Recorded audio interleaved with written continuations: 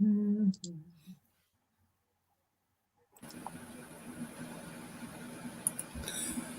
is a presentation of Northeast Streaming Sports. If you like the sweet science, get ready to talk boxing on the Gloved Fist podcast with top boxing writers Frank Lotierzo and Jack Hirsch.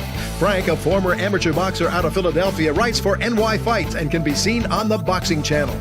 Jack, an amateur boxer who competed in the New York Golden Gloves, was a 6-term president of the Boxing Writers Association. And now, here's Frank Lotierzo and Jack Hirsch.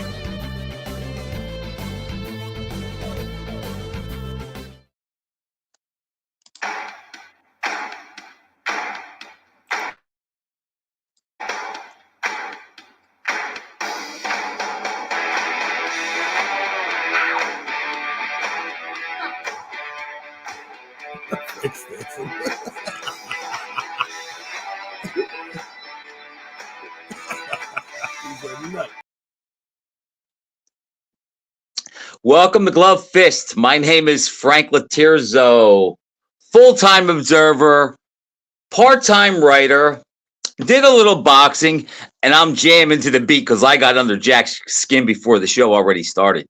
Jack, nice to have you back. How are you? We have so many things to talk about. I know we're going to start with Garcia and Haney, but how are you tonight? I'm good. I'm back in New York from Florida, and I'm going to tell you something. I would normally have been at the Barclays Center for the Haney-Garcia fight, but I was getting into New York after a long drive a couple of days before. And to be honest, Frank, I never put in for credentials. I didn't think the fight was going to happen. Maybe Garcia fooled me. They weren't announcing the undercard for the longest time. And I kept thinking I'd put in for credentials. I never got around to it. And even on the day of the fight, Frank, I could have gotten bailed out. A buddy of mine in the business tells me he has an extra ticket at ringside. I could have it. I could go just as a fan, sit there and enjoy it. I think I'm not really in the mood for that. And I'll be honest, I wrote off Garcia before the fight.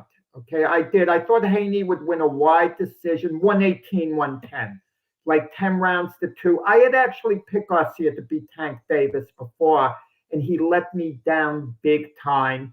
And now against Haney, he comes through, which shows you, Frank, and I'm going to sum it up. In boxing, fighters don't fight one another enough. If it was like other sports and they fight one another a few times, there would be breakthroughs. It would be more competitive. We judge guys too much on one fight against a particular opponent, I think.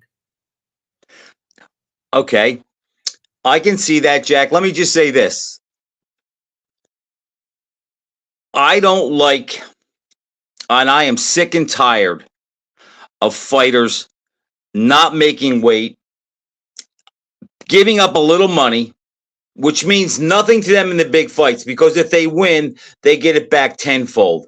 I'm sick and tired of fighters not making weight. Now, look, I picked Haney. You picked Haney. However, when they weighed in, I texted Randy Gordon and a couple other guys, and I didn't say Garcia was going to win. I said Garcia not making weight just changed the entire dynamic of the fight. And the reason for that is this. By him not making weight, he didn't kill himself. He had no intention of making weight. I've said all along, I think his act was a total fugazi. He doesn't have mental problems. I think he's dumb like a fox. By him not making weight, he didn't have to starve his body of calories for the last 7 days to make the fight. And when I hear these guys say, oh, but they probably weighed close to the same when they were in the ring, I don't want to hear that. You can't undo 7 days, 10 days before the fight in 36 hours. And Jack, if weight is not a big deal, why is it that every time a guy doesn't make weight and they go through with the fight, the guy that came in higher in the last couple examples, Mayweather over Marquez. Mayweather looked like Matt Saad Muhammad next to Marquez. Castillo Corrales. He loses Corrales the first time, knocks him out the second time. And Garcia Haney. If weight wasn't such a big deal, then why did guys get out of trying to make it? Because they know it's a huge advantage. So this is what I got from the fight, Jack. I know this much. I know that if Devin Haney has to make 140 and Ryan Garcia doesn't, he'll beat Devin Haney every time. Now, if he came in at 140, he still may have won because Haney had no answer for the left hook. He didn't take it that well, but he could have been weakened from the weight. But that's what I don't like about these fights. It's not a true gauge who's better. Bring the weigh-ins back until the morning of the fight in boxing and in MMA. Frank, but the whole idea is to get an edge over the opponent any way you can. Devin Haney didn't have to go through with the fight, okay? I was in Las Vegas for the most action-packed fight I ever saw live. Diego Corrales against Jose Luis Castillo. Castillo should have been awarded the fight when Corrales spit out his mouthpiece twice in that decisive last 10th round. He spit it out twice. That was blatant cheating that he got away with. And the next time they had a rematch, Castillo deliberately came in over the weight. And Corrales still wanted to fight. He still wanted to get paid. So they went through with it, and Castillo knocked him out in the rematch. I mean, it happens. It's possible. I'm saying it's possible that maybe Garcia really did try to make the weight in his body. He's just a big guy, and it's hard. It even happened with Diego Corrales. Late in his career, I think it was in the third fight against Castillo, he came in overweight and he apologized. Sometimes a guy's body just isn't cooperating, especially when they're young like that. Jack, Garcia came out and bragged. He goes, I never intended to make it the weight. Why am I going to weaken myself? And I think that he learned from what Tank Davis did to him by making him come down. Have you seen the pictures and the difference in Garcia? And the fights are exactly 1 year apart. Garcia looks like a different person than the guy that fought Tank. Completely different. So I just don't want to hear that the weight wasn't a factor. I'm not saying it's a total factor because, again, we all know Haney can be a little chinny. Garcia can really bang with that shot. But, Jack, when Haney had Garcia against the ropes and he was turning and he was hitting him with those rights to the ribs, he couldn't even tickle him. And I just can't believe that Garcia is that much stronger. And based on what I saw the other night, would I pick Tank to beat that Garcia? Probably, but I think it's a different fight. I think the weight was a factor. And to me, Garcia has not gotten any better. A weight is always a factor somewhat. It gives you a little bit of an edge. But fighters have a professional responsibility and a responsibility to themselves first and foremost to enter a fight as strong as they can be. If Devin Haney had to struggle badly to make weight, he never should have been in that weight division, 140. He should have been fighting at welterweight.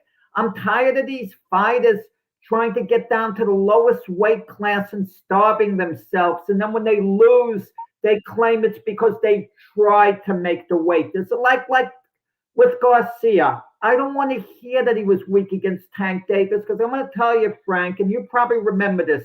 Before Garcia fought Tank Davis, he was saying he's making the weight comfortably. He's good. It's no problem. Then when he loses like that, he has a ready-made excuse laid on, and Oscar De La Hoya is using it as an excuse. We can't keep giving these guys free passes. Jack, I'm not giving anybody a free pass, but here's the difference. One guy did make the weight.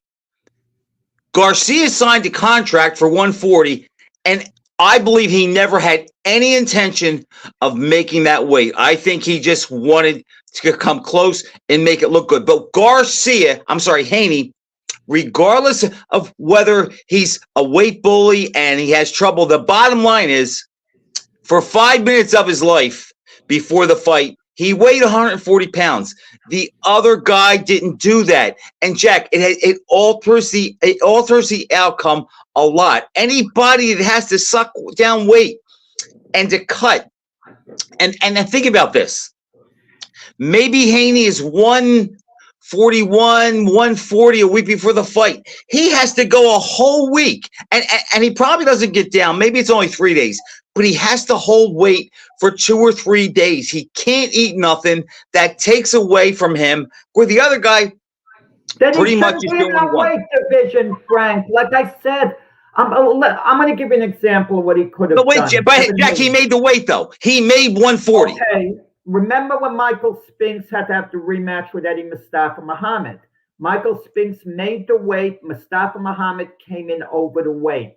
And Eddie Futch, Spinks's trainer, didn't allow his man to go through with the fight. He wouldn't allow it. The fight got canceled. HBO couldn't air it. And it basically put an end to Mustafa Muhammad's career. Had Devin Haney decided, I'm not going through with the fight, I had it put in the contract beforehand. You don't make weight, I don't have to fight that night. I get X amount of money. Okay? He did, Jack. He sold himself out. Okay, he sold himself out, so he has to accept the consequences. Okay, fine. He didn't have to go through with the fight. He had to know Garcia had an advantage. He knew what the situation was. He was still willing to go through with the fight. So he doesn't deserve, our sympathy in that regard. I understand all of that. And yes, Garcia's management messed up where Eddie Futch and Michael Spinks did not, okay? So that's came back to bite Haney. But us as analysts looking at it, we're going to connect the dots and decide and decipher what happened. Looking back now, it was a big mistake. Now look, Jack, I'm not saying that Garcia can't beat Haney at 140, but this is what I know. He didn't make 140 and Haney did. And if weight doesn't matter, why do we have weight classes? I don't care if Garcia is 190 in the ring, Jack, if he made 140, because the damage would have been done. That's my issue. Yeah, he was 3.5 pounds over the weight. That would indicate that he was trying to make weight to a point, Frank, because he wasn't way over. But towards the end, he didn't give it the final push to really get down. That's the hardest time to really exactly. That's the hardest time. Thank you. But it would indicate he had intended to make weight until maybe the last couple of days. He said, screw this, with all the hype, the excitement of the fight. I'm going to pay the fine. I'm not straining the last day. I'm not starving myself, and look, Jack, that's plausible. That's plausible. But let's face it. If they fight again, Garcia's not going to fight at 140. He's going to make him fight at 47 or above 140. And I'm not sure how good Devin Haney is. I'm not sure we'll see a rematch there. I just don't like it, Jack, when guys don't make weight. And 9 out of 10 times, the guys that don't make the weight always win. So to me, they know what they're doing. I understand how the game is played. Floyd is smart. And look, Tank was smart too by demanding the catch weight that they fought at 136. If you look at Garcia from that fight now, he's a different guy. That aside, did you score the fight? It's not fair the way I scored it because I saw it on tape delay the next day. Okay. The next day, so you kind of know what happened. I had Garcia winning 113, 111. 113, 111. Okay. 2 points, yeah. I had it a draw. I had it 7-5, Haney. The 2-point rounds for the knockdowns, because the one knockdown was subtracted, so it was only a 1-point round. I usually don't agree with Chris Mannix. I did in this fight, and here's my reason, Jack, why.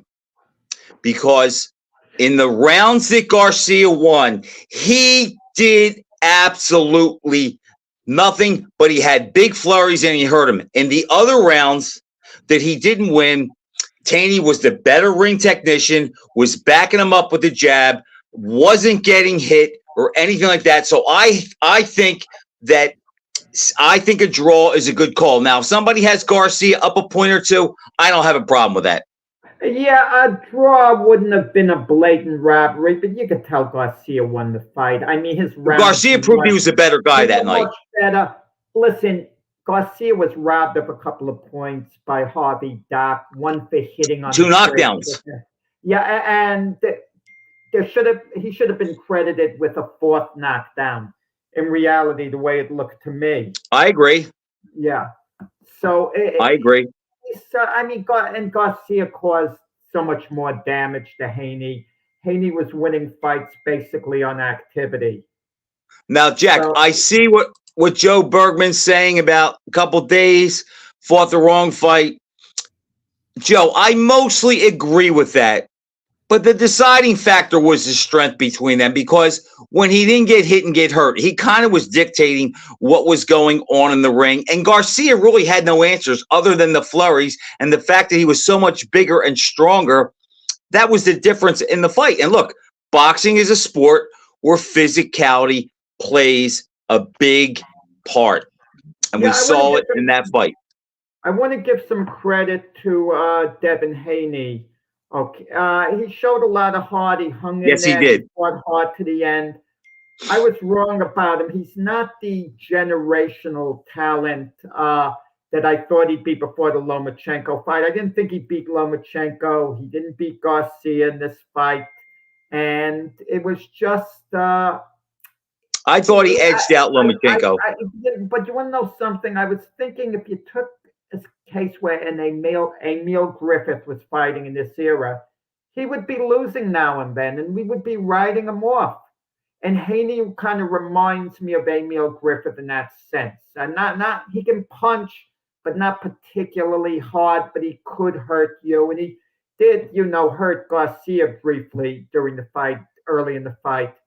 I think Haney is going to go on, be champion a couple of more times again, have a really good career, maybe a Hall of Fame career even.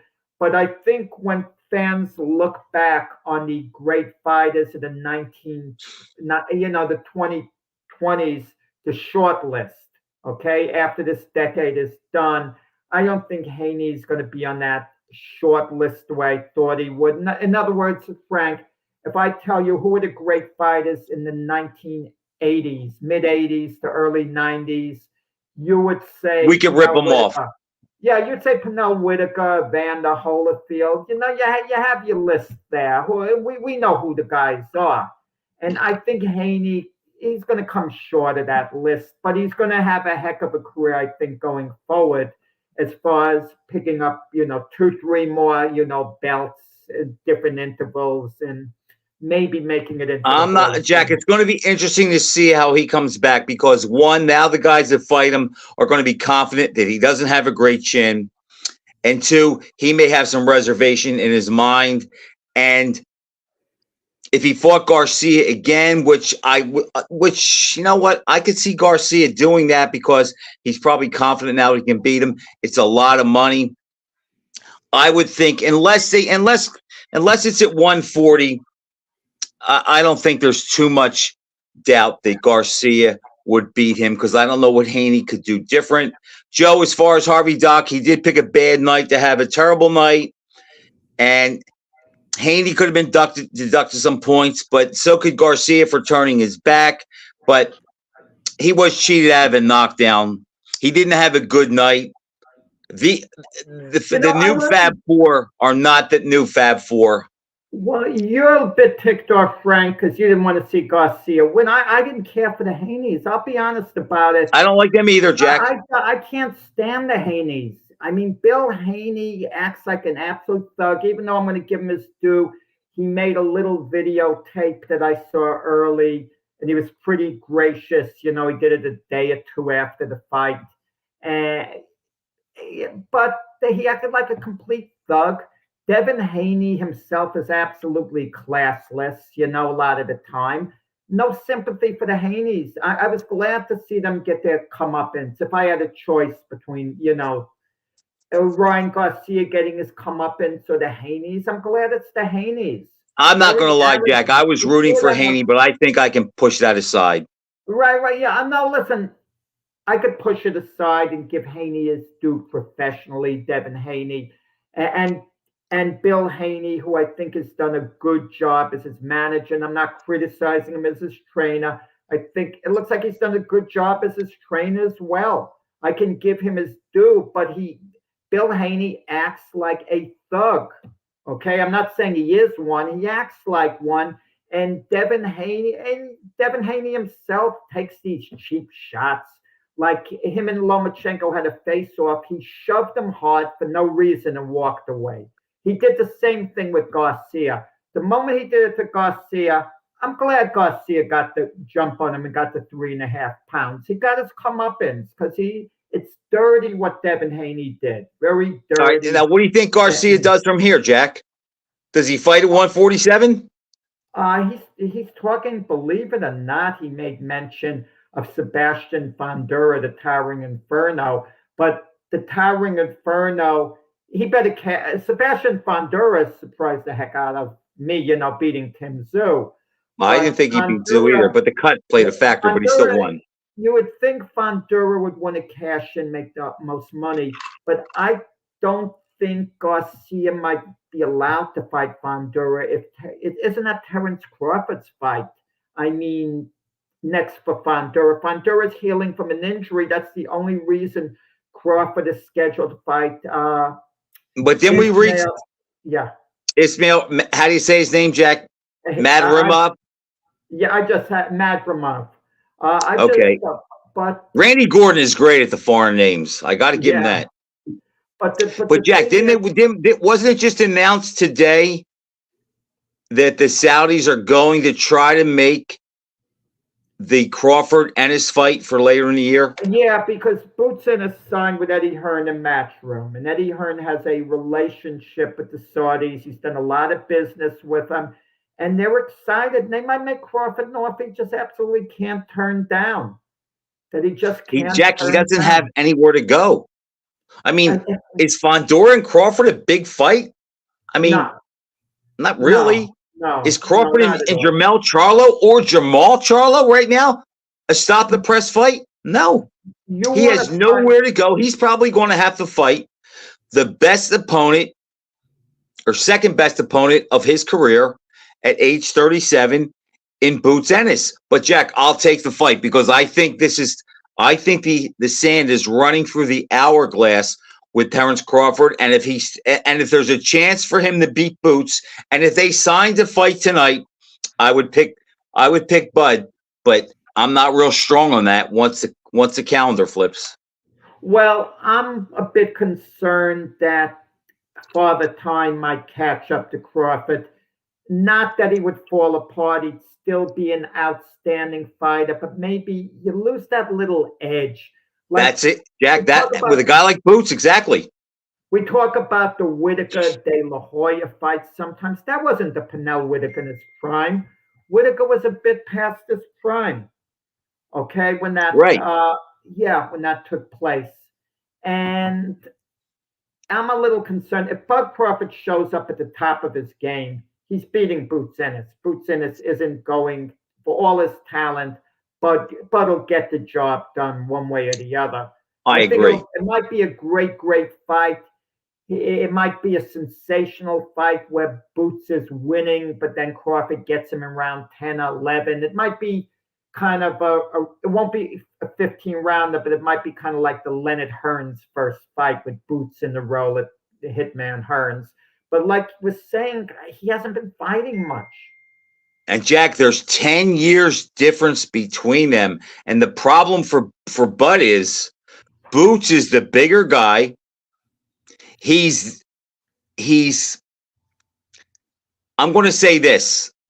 I think as far as the closer, I think Bud hits just as hard if he sets you up. But I think throughout the course of a round, Boots may be the better puncher. And he's just as quick, but he does lack the experience, and we don't know if he has that Sugar Ray Leonard, I'm just refusing to lose gene. I know Crawford has rounds away. Bud Crawford gives rounds away. That's his weakness. He's unconcerned in the early rounds. He's unconcerned. Even against, even in the defining fight of his career, Errol Spence, he lost the first round. He didn't care. And then the second round, if he didn't knock Spence down with 30 seconds left in the round, he very well may have lost that round two, and he wouldn't have cared. Against Kell Brook, what happened? He didn't do anything for the first 3 rounds or so. He's so confident in his abilities. Now, Jack, he processes and find out what's what. Then once he hones in, look out. Exactly. But what happens if Boots Ennis could bank some early rounds and just hang in there? What happened? We'll find out whether Boots is a great fight or not against Crawford. But I would hope they would build a little more towards that fight from Boots Ennis's perspective. Well, they're both going to fight before that, Jack.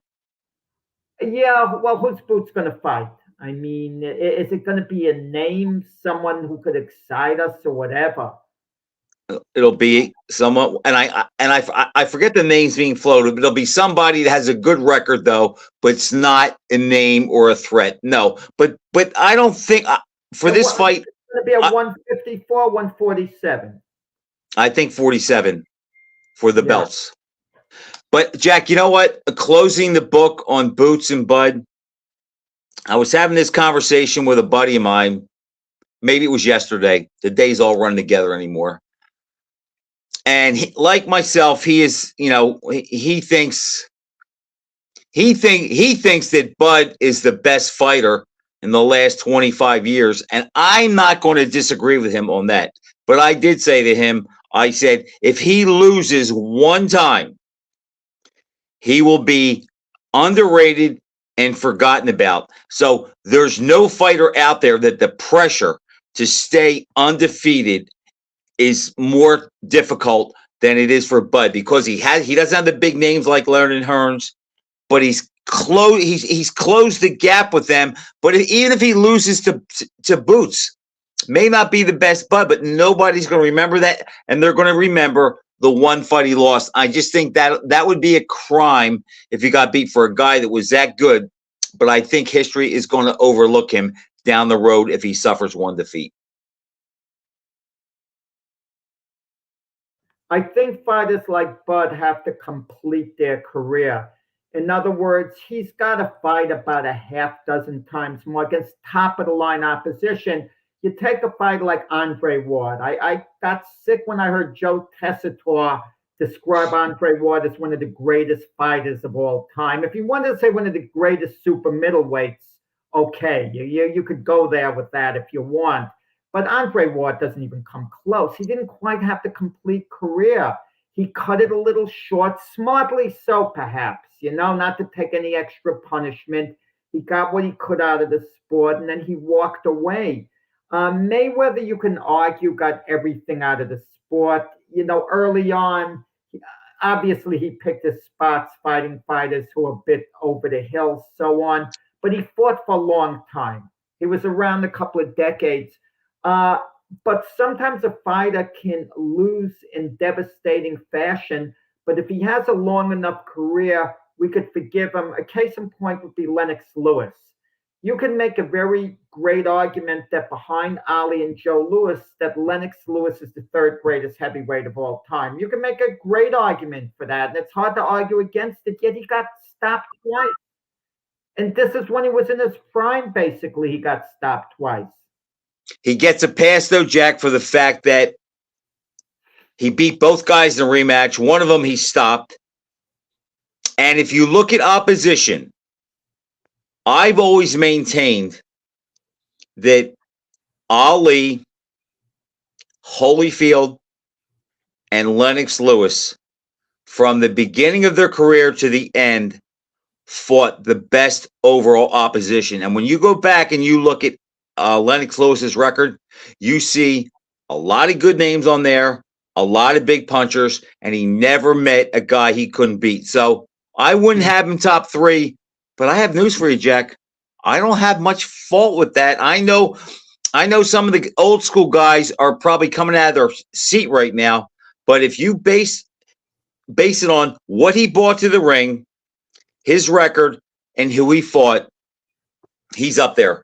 Yeah, I just want to backtrack, Frank, because we moved on to nostalgia a little bit to basically sum up the situation with Garcia in and around that weight division. Tank Davis has been off a while. He's fighting Frank Martin. It's not a gimme for Tank Davis. I mean, don't check off a victory for him automatically. I mean, if he's informed, Tank Davis should win the fight. But this is a guy who's been on the house arrest. Chances are he hasn't been able to quite train as normal as he has in the past. I mean, did he get a little rusty? And Frank Martin is pretty talented. I mean, I I just did, think he's like Crawford, Jack, and when the money's there, I think he can turn it on. And I yeah, just think it's a little early for Frank Martin. It would take a lot to get me to pick against Tank because I think Tank is clearly one of the top 5 or 6 fighters in the game, and he may be the best overall boxer puncher. he should win, but we don't know how good Frank Martin is. We know he's very talented.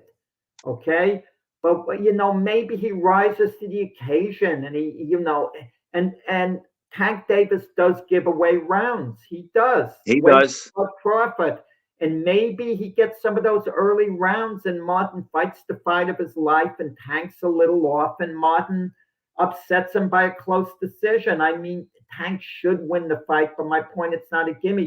You know who the odd man out in all this seems to be? Shakur Stevenson.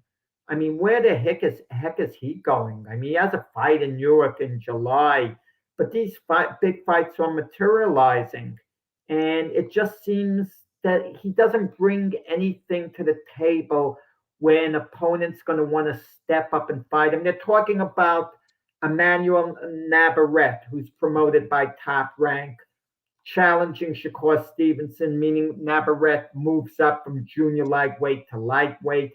And Navarrete is a very good name. He's one of my favorites. He doesn't beat Shakur Stevenson. No, No. he's a volume puncher. And even though he has a little bit of a name, it doesn't excite you because the outcome seems pretty predictable. He's moving up in weight. No, he's not. It's not. It reminds me of Juan Manuel Marquez against Floyd Mayweather, that type I of think that, Jack, that's a good correlation. I think it's something like that also. Jack, I used to say, I hate to say this because sometimes I get a little leery because I try to be measured because people know I don't like Mayweather. But I no longer apologize for saying it. Mayweather screwed this sport up. And that is why I'm not crazy about him. And that is why guys like Shakur Stevenson and Tank Davis and maybe even Terrence Crawford and some other guys, all they want now is once they get there and they get one of those belts and they're undefeated, all they want to do is sit around and wait for the windfall fight. And that's why we're so frustrated about certain things in boxing and we don't get the good fights. And then we get the catch weight stuff. And it's like, I blame it on Mayweather. I blame the exhibitions on Mayweather. I don't care who disagrees with me, because to me, if you can't see that, you're living on another planet. Yeah, Frank, I don't understand catch weights in a title fight for division. Let's say they're fighting for the welterweight title and you have a catch weight of 144 pounds. I mean, you have set weights. And he did that with Cotto. Pacquiao did that with Cotto. Didn't Sugar Ray Leonard do that? One of your favorites? Didn't he do it? But he only did that with Donnie Lalonde, right? Or did he do it with Hearns in the rematch? The point is, he did it once. And with Canelo too, I mean, look, if it's a good fight, I'm not going to criticize, anyone taking the best fights to benefit their career anymore. Just don't, if it doesn't have interest, he's not going to get paid enough.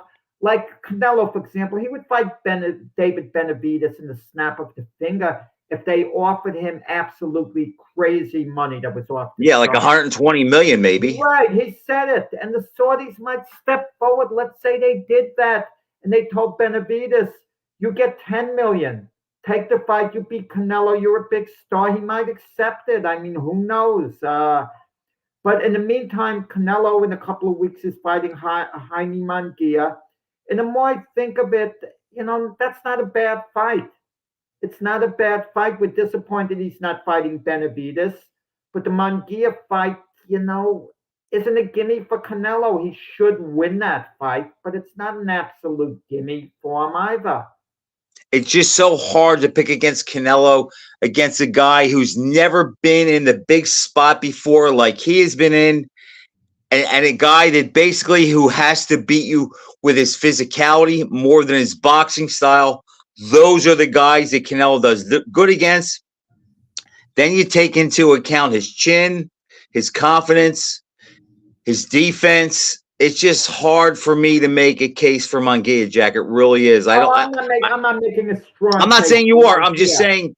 Yeah. I mean, everybody that gets in the ring has a chance. We've seen a bunch of upsets, but it's hard for me to make a case for Munguia in this fight because, as you've mentioned before, and I've agreed with you that Benavidez is moving up the fight. Alexander Vazik. Yeah. Okay. And it doesn't thrill me, that fight. And that doesn't either, but it's taken Benavidez up to 175 so Canelo can fight Edgar Berlanga. Another automatic win. That's a complete mismatch. That's nearly criminal to me. Canelo But would you be surprised if we saw it? It's an awful fight. Berlanga has absolutely no chance. At least Munguia, you could say, has an outside chance. Slim. Well, chance. the two of them, Munguia has the better shot. There's no doubt about that. By far. I can't see the Berlanga fight going through. But Benavidez could have forced the issue. Just keep fighting the best available guys out there for you. And David Morrell would have been one of them. It would have created a buzz. A Benavidez-Morrell fight, had they signed it when Morrell wanted it before, it would have gotten our attention. We would have said, wow, this is a nice matchup. Remember when Daniel Dubois fought Joe Joyce? Joe Joyce beat Daniel Dubois. It kind of put Joe Joyce on the map. Two young guys up and coming, okay, in that fight. And so I don't have a great deal of sympathy for Benavidez. And Canelo's right. Benavidez would enter the ring like the much bigger man. The much, much bigger man. And, the more I think of it, I'm willing to give Canelo a pass if he fights the right fights. Of course, he's picking his spots like he did with Jamel Charlo. But Jamel Charlo was a very good fight, unbeaten. So what if he's, it was a couple of weight classes. Made him move up 3 weight classes, but yes. Right, but all these guys are being manipulative when you think of it in their own way. But Jack, think about what you just said, though. I think you helped make my point with another layer of proof. Benavidez won't fight Morrell. Why? Risk, no big money, nothing to gain. Canelo sees Benavidez, risk, maybe big money. In his mind, maybe not as much to gain unless the money is off the chart. I mean, Crawford's looking at guys that way. Everybody, it just comes down to risk reward. And I would love to see a fighter who chases the ultimate greatness, but it's rare. You mentioned Mayweather before. Tommy Hearns is retired, Jack. If Mayweather had decided, okay, I'm going to move up to 154. He was never higher than a welterweight, and said to Triple G, how low can you get down? Triple G once said he could get down to 154. And say to Triple G, can you get down to 155 or whatever? And I'll fight you to catch weight over there. But you have to make the weight, and weigh in the day of the fight or whatever. He would be entitled to have Triple G meet him halfway and make certain demands because Triple G would be such a bigger man. This is when Triple G was riding high because Mayweather himself said Triple G would be easy work for him. Okay, he had a chance to prove it. And if he did prove it, he would be more iconic Mayweather than he is now. We would look at If him much he made differently. Triple G come down to 55 and he beat him, he gained nothing from me because we never saw Triple G at 155. We don't know how good he is. We only know how good he is at 160. It would mean nothing. He would have to do what Robinson attempted to do with Joey Maxim. You come in, whatever the light heavyweight limit is, I'll come in what I want. And if I beat you, that's legit. That's why I give Canelo props when he fought Bivol. He could have brought him down to 168, Jack. And you know what? If he would have beat him, I would be saying the same thing. You want to know why he didn't do it, Frank? You want to know why he didn't make Bivol go down to 168? Because he was too sure of himself. He didn't consider Bivol that serious of a threat. Exactly. If it was Arthur Beterbiev, he didn't want to fight Arthur Beterbiev, who was the monster. That was the guy. He'd make him come down to 162. Right. But Bivol let him be 175. He proved the point.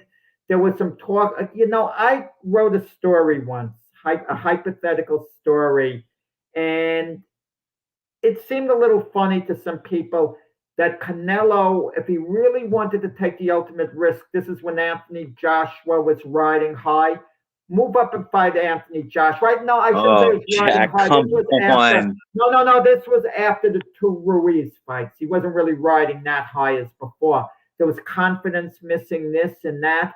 And I said in the article, Joshua probably does win the fight, but it's not out of the question that Canelo could, moving forward, who could take a great punch, avoid his punches, start hitting Joshua, that maybe Joshua starts unraveling against him. Joshua would have demolished Canelo. Well, yeah. Unless he made Joshua get down to 200 pounds, he would have demolished Canelo. Well, speaking of weights, okay, Tyson Fury holds a press conference, about 3 weeks ago.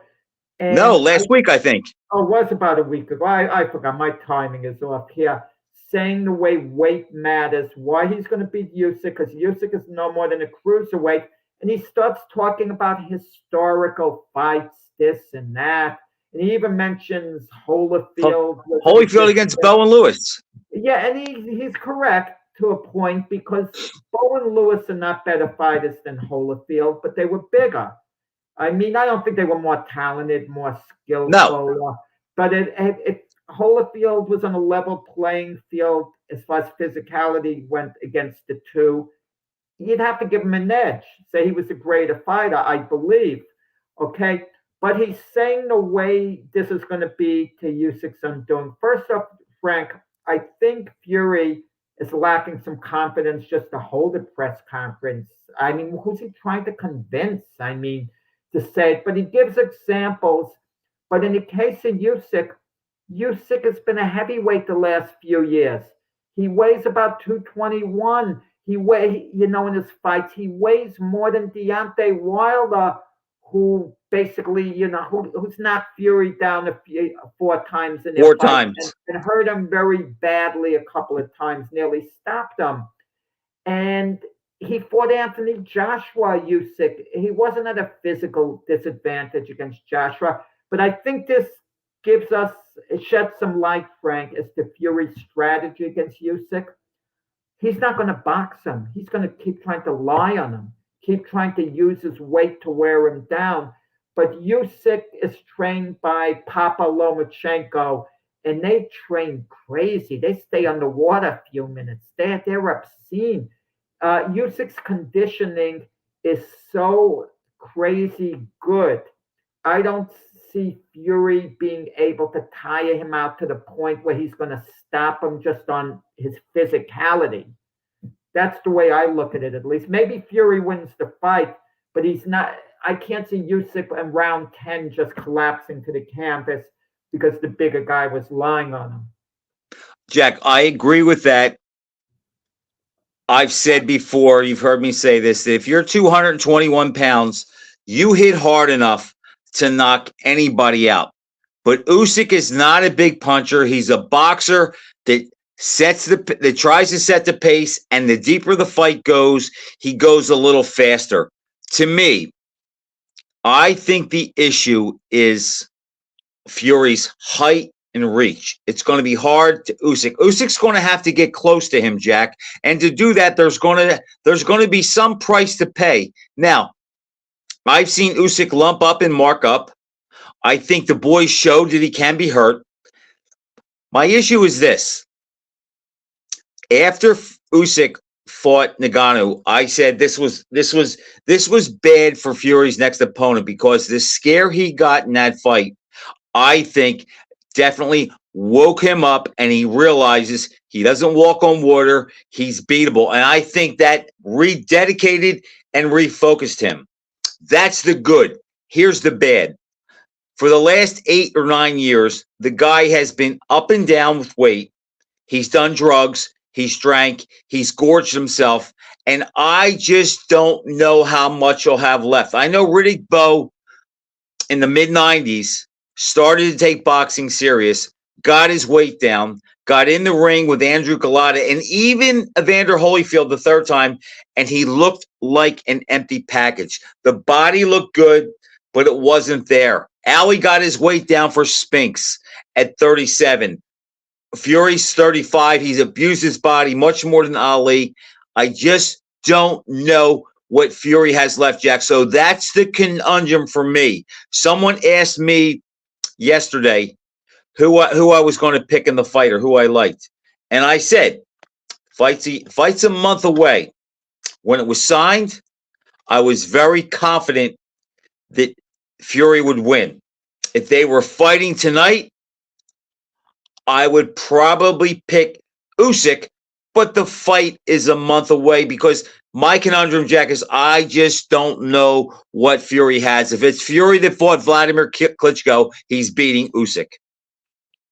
Keep this in mind. Usyk has been training straight through, even with the cancellation. I mean, this is a guy. He's a gym rat, no doubt. He's a real fighter, Jack. He is so focused. And when you look at his amateur background, he's the type of fighter who can wake up in the middle of the night and be effective out of nowhere. You know, another thing about Fury with weight mattering, I saw cruiserweight Stevie Cunningham flatten Fury. It was, a little over 10 years ago, but I was at that fight at Madison Square Garden small arena. Something about Fury, he's like Holmes, Jack. You can knock him down, but he gets up. Yeah, well, yeah, I know what you're saying, but in Usyk, he's meeting a guy who's generally a great fighter. But there are red flags, Frank, that a lot of times we don't look at, okay, until the result is in, and we're saying, well, we should have maybe noticed this in another fight. Usyk's red flag is Derek Chisora. Basically, that was early during his heavyweight career. It was his first fight, wasn't it? Right. No. Yeah, I think he fought Michael Hunter, who was a heavyweight before that. Mike the Bounty Hunter. Yeah, maybe I'm wrong on that, with the date. Maybe Hunter was right after. No, didn't he fight Chaz Witherspoon? Oh, yeah, maybe that was it. Yeah, but the point is, he wins a close decision over Chisora, who's basically a gatekeeper. Now, I understand Chisora was very competitive against other top heavyweights. I understand that, but I watched him rally down the stretch in that fight, Usyk. Now, it was a few years ago. Okay, you could forget about it, but to me, it's a little bit of a red flag. And the 2 Joshua wins, I think he beat a good version of Anthony Joshua. I don't care what Eddie Hearn says. This definitely the second time. New Joshua. Listen, what was wrong with the old version of Joshua? In the rematch, there was punching Usyk all over the ring and trying to get him out of there, and Hearn is up out of his seat. I don't want to hear that he's improved so much against Otto Wallen in the guy. I agree. I don't think Joshua was any different than he was when he fought Usyk. Same guy. No, but he's very but the point is, with Usyk came on late in those fights, even in the rematch. I mean, he outlasted Joshua. That's where he won the rematch after the 9th round because it was up for grabs. And I think he's stronger mentally than Fury. I mean, Fury's going to go into this fight. I have to believe he's confident, to a large degree. But I think Usyk is more resolute.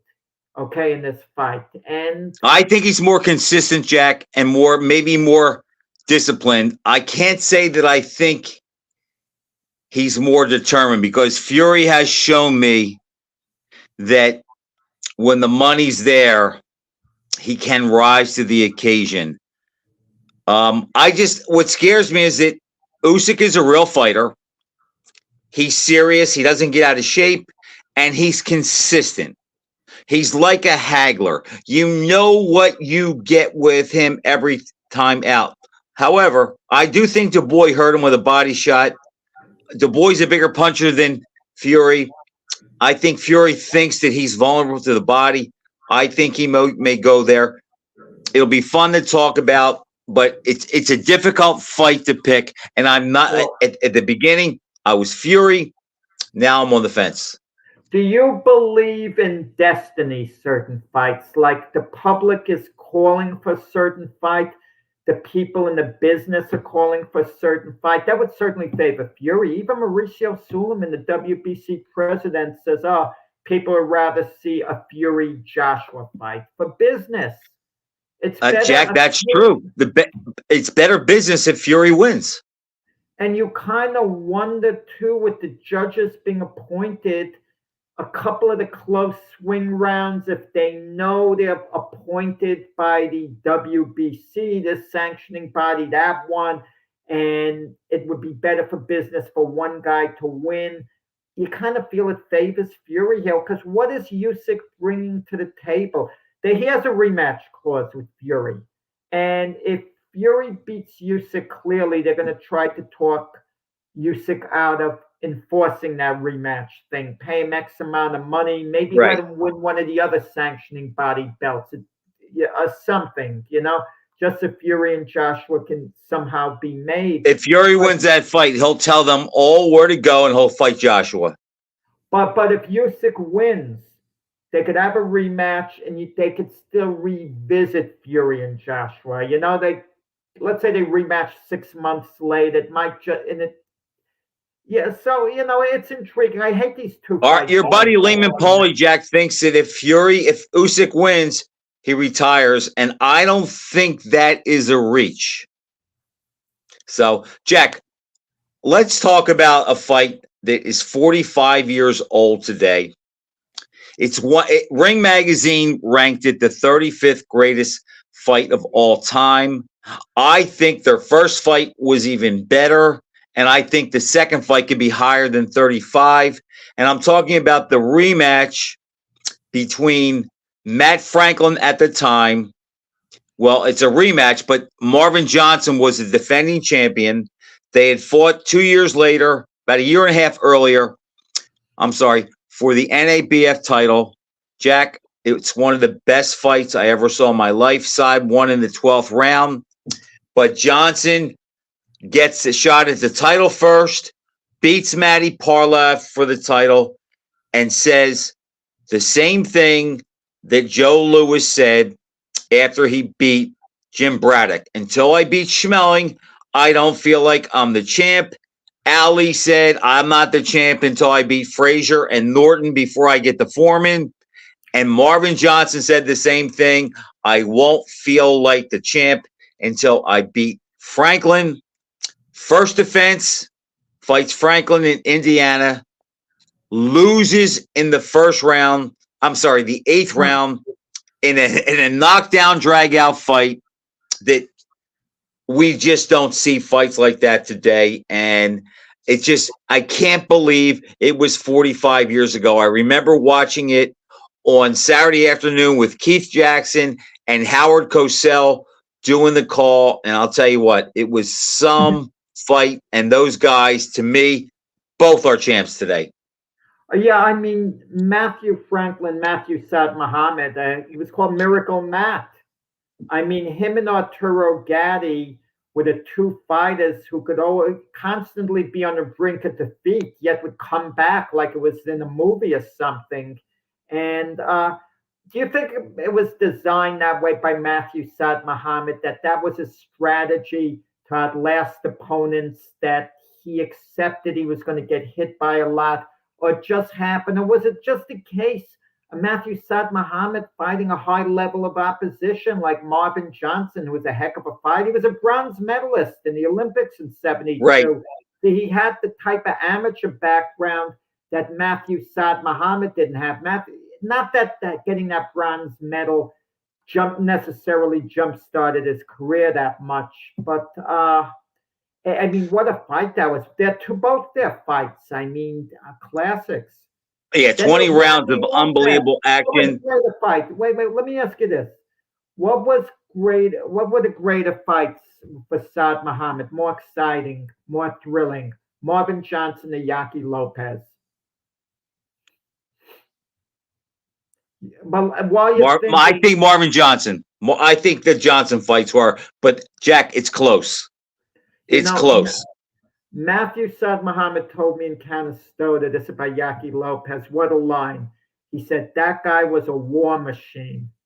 You know, I mean, and he outlasted Yaki Lopez. And You know what people didn't realize, Jack, about Saad? He was easy to hit. He had a great chin for a while. He knew it. But he was just so strong. I'll never forget the first fight in Philadelphia. They're fighting at the Spectrum. Johnson is training at Frazier's gym. George Benton's kind of working with the guys in the corner with him. It's his last or second to last workout before the fight. And I'll never forget, Jack, I can hear Benton say it like he did, like it was yesterday. And he said, Johnson, he says, whatever you do, this side or this Franklin is a strong blank blank. Whatever you do, don't trade with this blank blank. If you box him, you can beat him. And the funny thing was, I think around 7th, 8th round, Johnson he picked that up, Jack. This is the first fight. Johnson picked it up that maybe I shouldn't go to war as much, but Saad just kept the pressure on and made him fight. And if you look at the second fight, the one we're talking about right now, Johnson started out really good. He wound down a tiny bit. Then Saad came on. At the end of the day, Saad was just stronger than probably every light heavyweight he ever fought. But by the time he got to Kwawi, bad style, and he's eroded. Well, I think it was the case against Kawi. He was on the downside. He definitely was. Because if you recall the fight before that against Jerry the Bull Martin, he stopped Martin in the 11th round. Martin was winning the fight going into the 11th, but he wobbled Martin and it was a quick stoppage. I'm not saying it kind of was a quick hook. Yeah, to give you an idea. So that should show you his skills with declining. You know what's interesting too? What Kawi said. That Matthew Saad Muhammad hit him harder than anyone else he ever fought.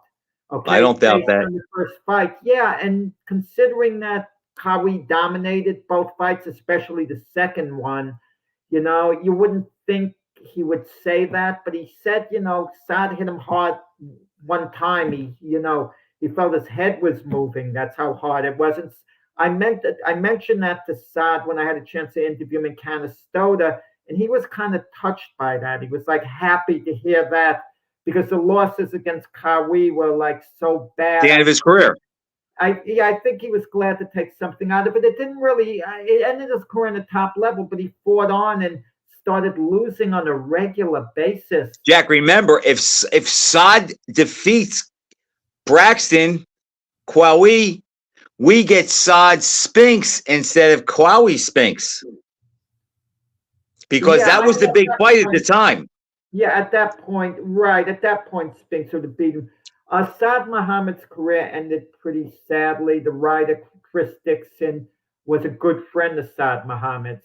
And they went to Madison Square Garden for the Trinidad Hopkins fight. They were sitting in the upper deck. And Saad had to look down as certain fighters were being introduced.